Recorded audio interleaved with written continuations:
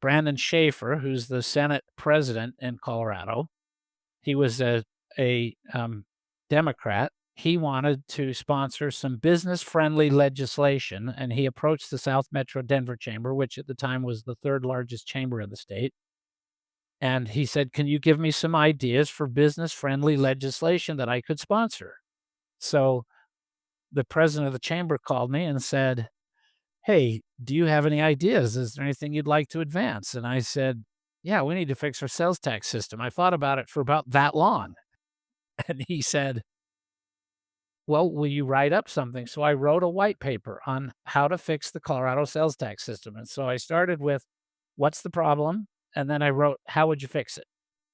So I sent that to the president of the chamber, who took it to the board, and the board advanced my recommendation to Senate President Schaefer, who reached out to me and said, "Hey, I want to talk to you." So I went down and met with him in his office at the Capitol, and he said, "This is great." And he said, I don't I think he's a lawyer, so he didn't really have to deal much with sales tax.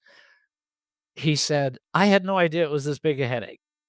And I said, "Oh, yeah, huge." And he said, "I'm gonna sponsor this. Let's do it." So he got very excited about it. This is like 2009. So he got very excited about it, wanted to do something about sales tax. And then he hooked me up with his legislative chief counsel.